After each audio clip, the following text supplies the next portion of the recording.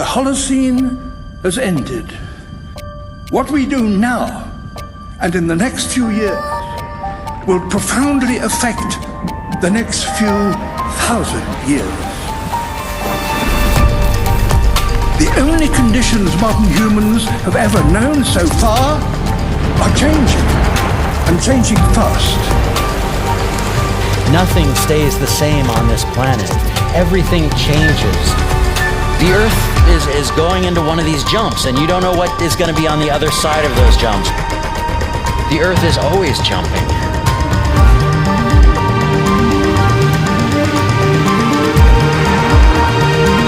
Things move on this planet. Things are not still. Everything is turning.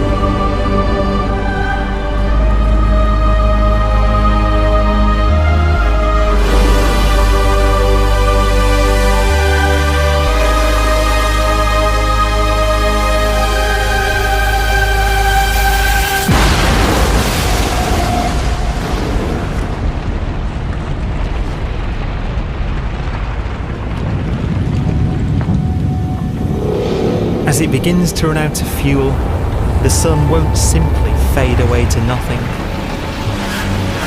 Its core will collapse, and the extra heat this generates will cause its outer layers to expand.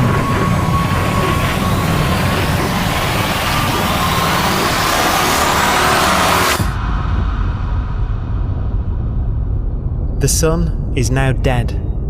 Its remains slowly cooling in the freezing temperatures of deep space.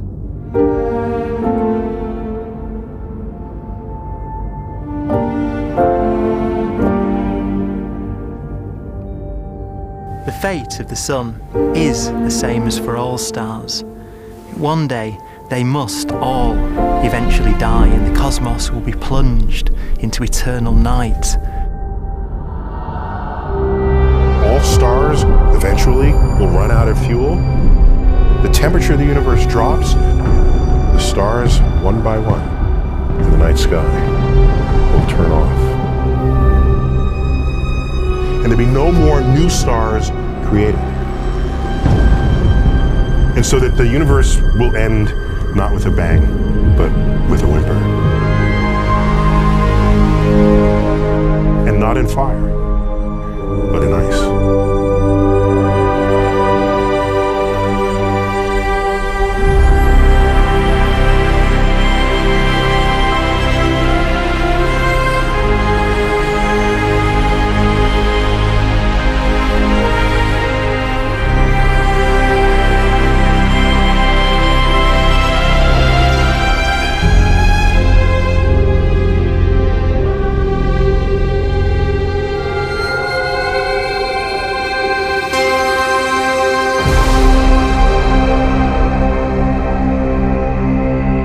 With no fuel left to burn, a white dwarf's faint glow comes from the last residual heat from its extinguished furnace.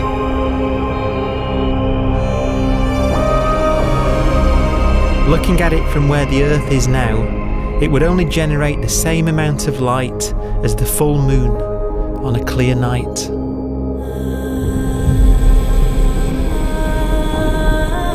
The faint glow of white dwarfs will provide the only illumination in a dark and empty void littered with dead stars and black holes.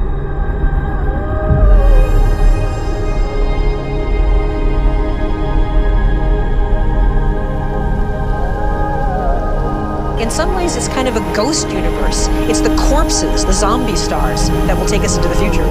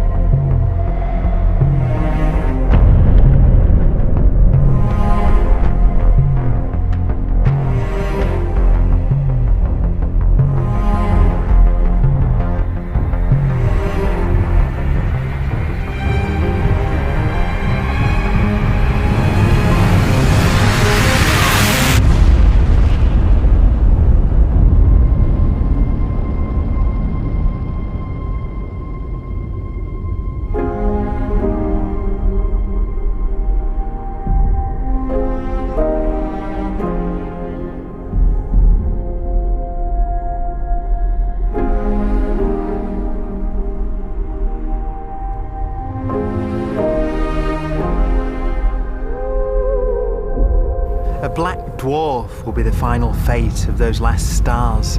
White dwarfs that have become so cold that they barely emit any more heat or light.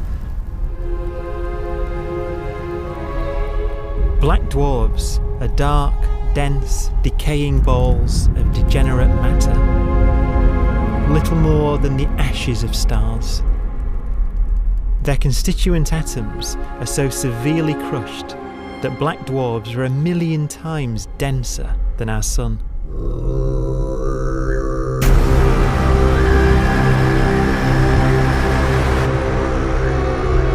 Stars take so long to reach this point, we believe there are currently no black dwarfs in the universe.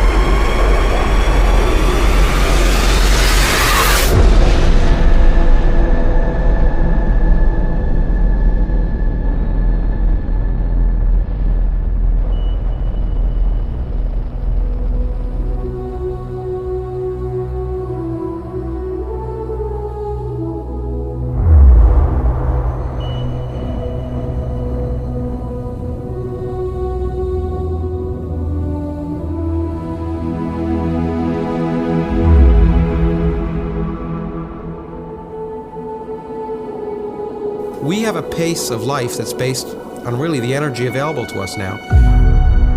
You could imagine living conscious systems which have a very different pace and therefore can extend out at least a lot farther than you'd imagine otherwise. You could have a living system where if it had a thought every 10 trillion years, that would seem normal. Even if our life dies out, one could imagine at some time arbitrarily far in the future, a fluctuation occurs which allows intelligent life to exist again for a little while. So you might have islands in time of intelligence.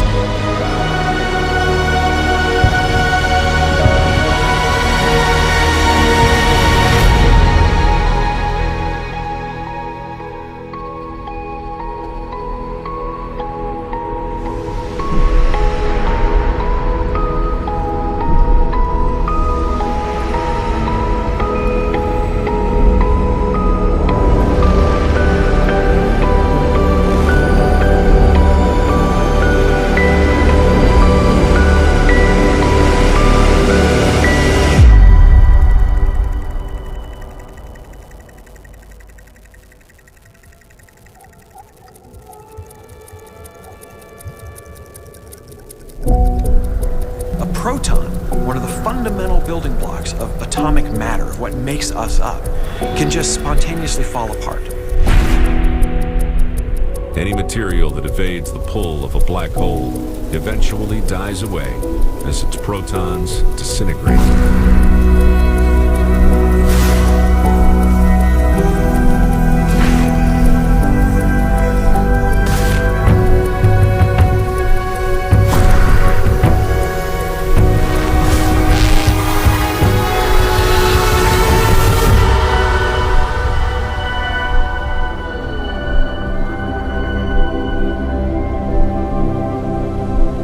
The matter inside black dwarfs, the last matter in the universe, will eventually evaporate away and be carried off into the void as radiation, leaving absolutely nothing behind.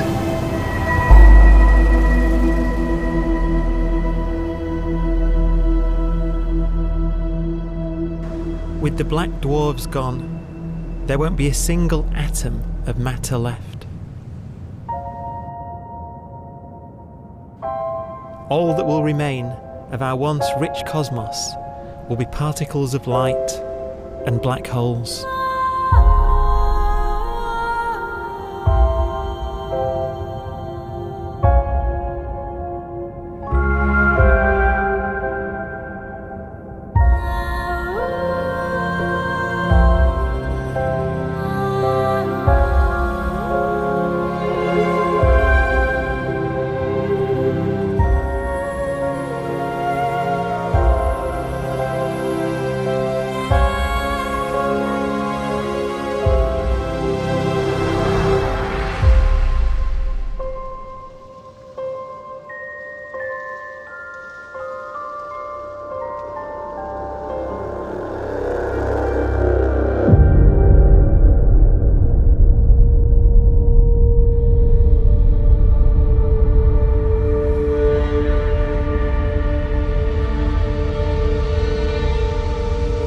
The arrow of time creates a bright window in the universe's adolescence, during which life is possible. But it's a window that doesn't stay open for long. As a fraction of the lifespan of the universe, as measured from its beginning to the evaporation of the last black hole, life, as we know it, is only possible for 1,000th of a billion billion billionth billion billion billionth billion billion billionth of a percent.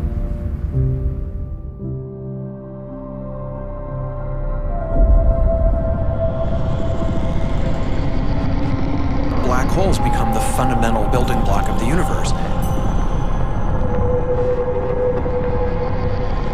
A galaxy will basically be a supermassive black hole in a center with smaller black holes orbiting it. Zombie galaxies filled with black holes continue to evolve. They'll eat each other and they'll get bigger, and maybe they'll fall into the supermassive black hole and it'll get bigger. The universe will still be an exciting, dynamic place. It's just that the timescales you're talking about are now trillions of years instead of thousands or millions of years.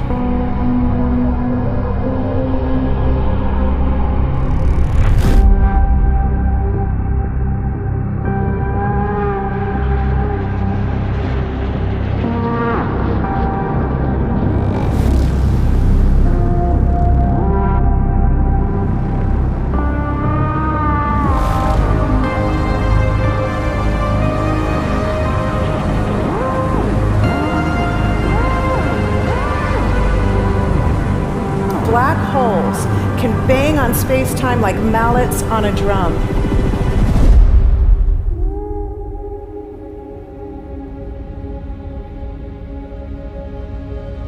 And they have a very characteristic song.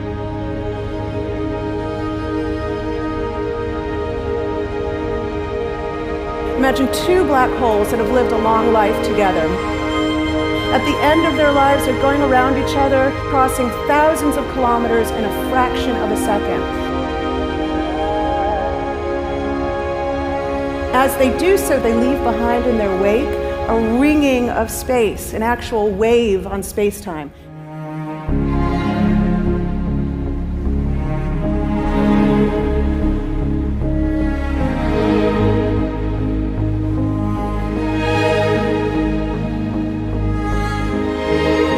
space squeezes and stretches as it emanates out from these black holes banging on the universe.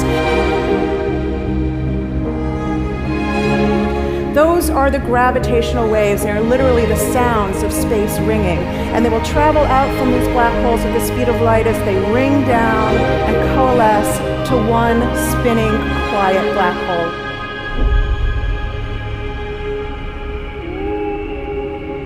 If you were standing near enough, your ear would resonate with the squeezing and stretching of space. You would literally hear the sound.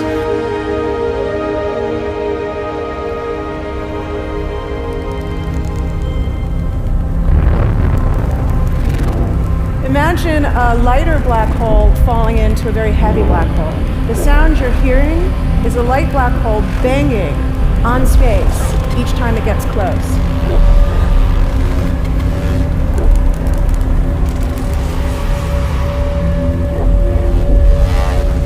As it falls in, it gets faster and it gets louder.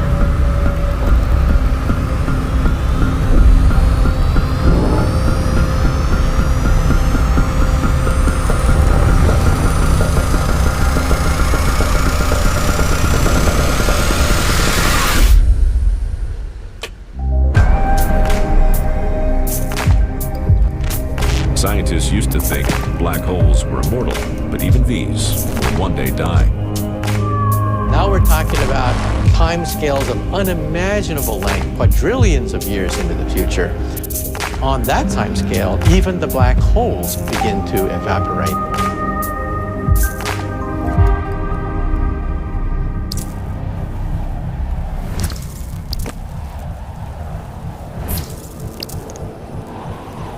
According to quantum mechanics, space is filled with virtual particles, antiparticles, that are constantly materializing in pairs, separating, coming together again, and annihilating each other.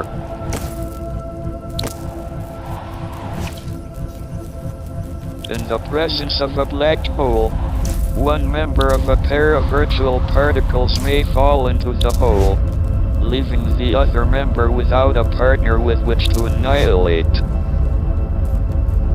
The forsaken particle appears to be radiation emitted by the black hole.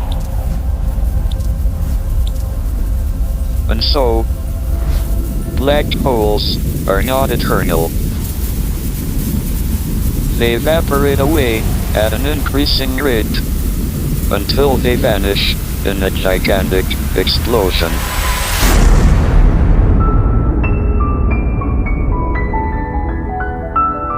Quantum mechanics has allowed particles and radiation to escape from the ultimate prison, a black hole.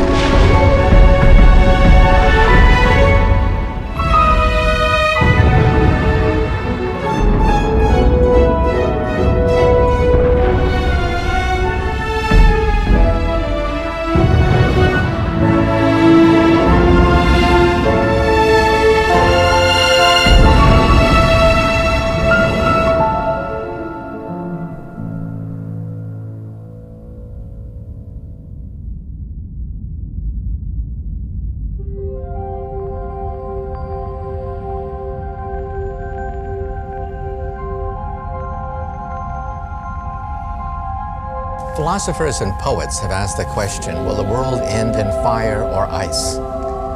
We can now give an answer.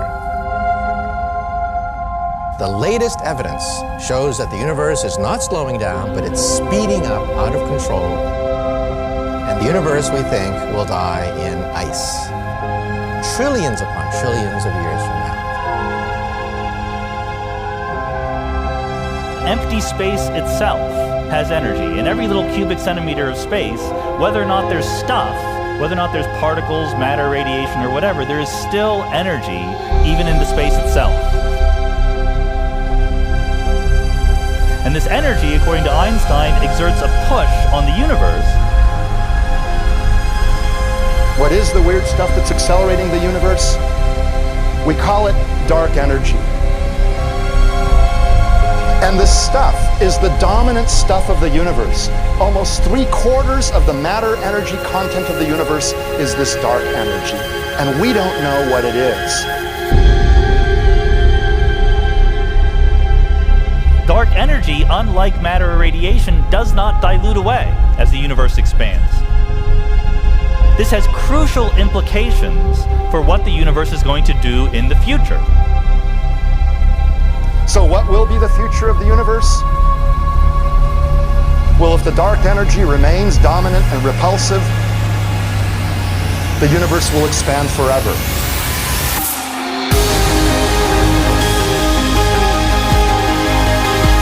Faster and faster and faster with time.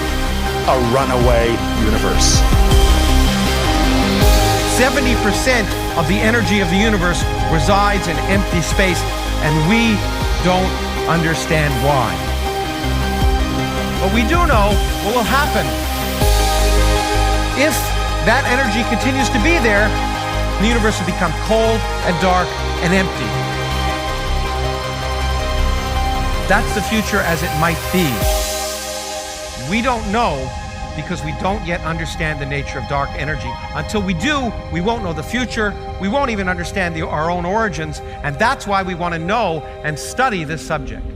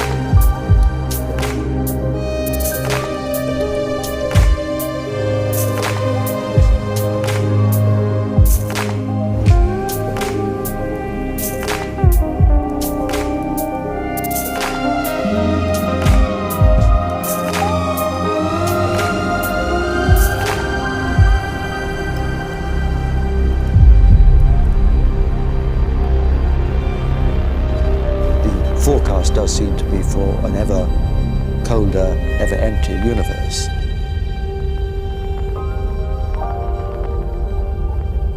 But then, of course, we have to ask, could that end lead to a new beginning? And there are ideas whereby what actually is the end of our universe could in some sense be linked to the beginning of a new one.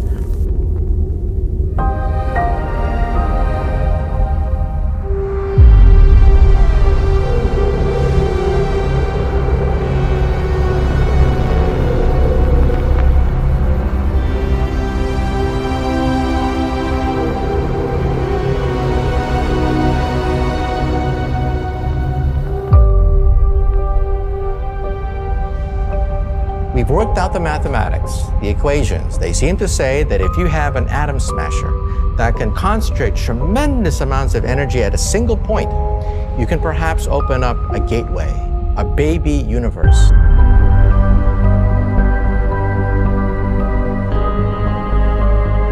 Facing the death of everything there is, this perhaps is their only possibility of escape.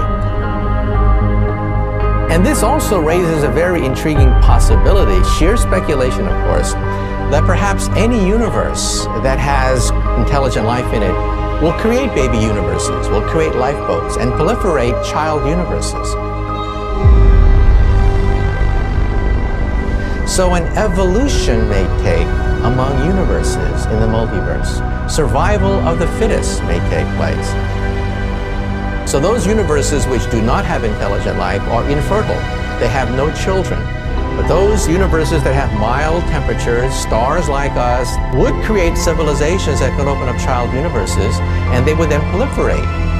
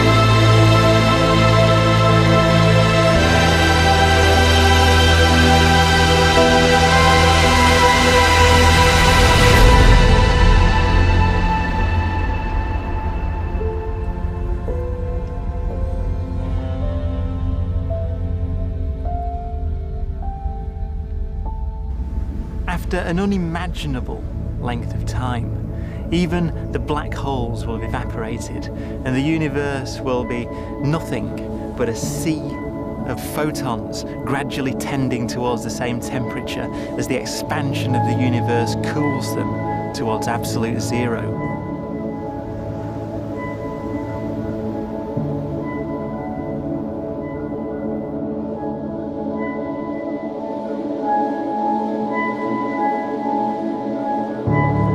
Once the very last remnants of the very last stars have finally decayed away to nothing, and everything reaches the same temperature, the story of the universe finally comes to an end. For the first time in its life, the universe will be permanent and unchanging. Entropy finally stops increasing because the cosmos cannot get any more disordered. Nothing happens, and it keeps not happening forever.